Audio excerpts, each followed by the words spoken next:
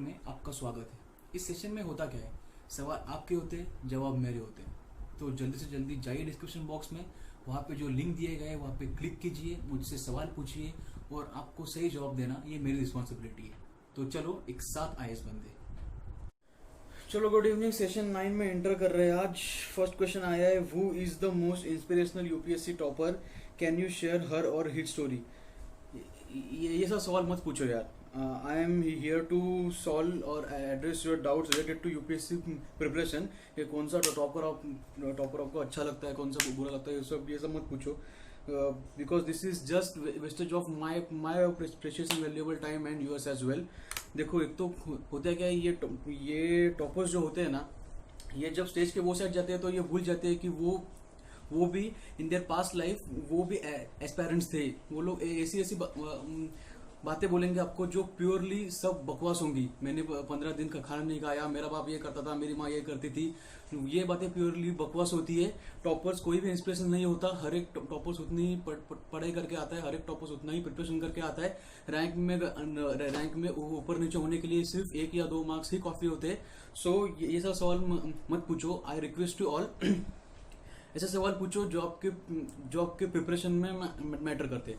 So sorry for my harsh reply for this question. चलो आते हैं सेकंड क्वेश्चन पे। What is better to read, standard books और NCERT. देखो, standard books या एनसीईआरटी दोनों भी एक दूसरे को रिप्लेस नहीं कर सकते। एनसीईआरटी का अपना इंपॉर्टेंस है, स्टैंडर्ड बुक का अपना इंपॉर्टेंस है। एनसीईआरटी क्यों होता है? जो लोग नॉन टेक्निकल बैकग्राउंड से आते हैं, जो लोग नॉन ह्यूमैनिटीज बैकग्राउंड से, वो लोग को history, geography, political science, sociology ऐसे सब्जेक्ट समझने में थोड़ा सा तकलीफ होता है। लाइक अगर कोई एमबीबीएस करके यूपीएससी का तैयारी कर रहा है या कोई इंजीनियरिंग वाला बंदा है, तो उसको ये सब समझने के लिए बेसिक्स से शुरुआत करनी होती है। सो बेसिक्स के लिए एनसीईआरटीज आर मस्ट। अगर आप ह्यूमैनिटीज बैकग्राउंड से हो तो भी मैं आपको रिकमेंड करूंगा कि आप एनसीईआरटी पढ़ो। बट स्टैंडर्ड बुक्स का क्या होता है? Standard books are written exclusively for UPSC preparation. So आप स्टैंडर्ड बुक्स पढ़ो। आप शुरुआत इनसे से करो, get hold on your basics and then move to standard books.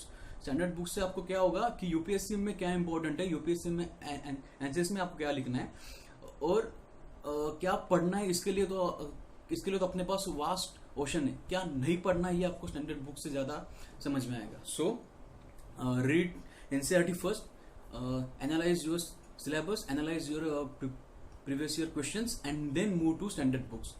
हाँ, चलो सेकंड क्वेश्चन भी अपना हो गया है। थर्ड क्वेश्चन लेते। What is the list of NCERT books in Hindi medium for UPSC. List of NCERT books, इसके ऊपर मैं बुक लिस्ट का एक अलग सेशन लूंगा। मार्क करके रखा है मैंने। एक्चुअली 10 इंपॉर्टेंट बुक्स और अलग अलग सब्जेक्ट की स्ट्रेटेजीज के ऊपर वीडियो बनाना भी वाकई मैंने प्रॉमिस किया था आपको। बट ये कुछ क्वेश्चन पे फोकस है कि हिंदी मीडियम के लिए कौन सी एनसीईआरटी। आप मीडियम कोई भी चूज करो, फर्क नहीं पड़ता। कुछ क्वेश्चन आपको प्रीलिम में आपको कुछ क्वेश्चन इंग्लिश एंड हिंदी में आता है, मेंस में आपको कुछ क्वेश्चन इंग्लिश या हिंदी में आता है, लेकिन आंसर आप शेड्यूल्ड लैंग्वेज जो है अपना 22 लैंग्वेजेस उसमें लिखना, उसमें आप लिख सकते हो। You can opt for that. But आपको पढ़ना वही पड़ेगा जो इंग्लिश में आपको अदरवाइज पढ़ना है। सो मीडियम के ऊपर आपका सिलेबस चेंज नहीं होगा, मीडियम के ऊपर आपका शायद डेप्थ चेंज हो सकता है, क्योंकि when you read something in English आपके पास बहुत मटेरियल है, but when you compare to that subject while reading in Marathi आपके पास रिसोर्सेज कम अवेलेबल होंगे। तो आपको ज्यादा पढ़ना पड़ेगा थोड़ा, कि आपको 10 बुक पढ़ने पड़ेंगे तभी जाके आपको एक स्टैंडर्ड इन्फो मिलेगा जो आपको इंग्लिश के 2 या 3 बुक में मिल जाएगा। सो सिलेबस चेंज नहीं होगा, आपका पढ़ने का तरीका चेंज हो सकता है आपके मीडियम के अनुसार, लेकिन सिलेबस चेंज नहीं होगा। So I think I have given enough answer for this question also. So चलो, ये तो था आज के लिए। मिलते हैं नेक्स्ट एपिसोड में। This is Aniket Jadhav logging of.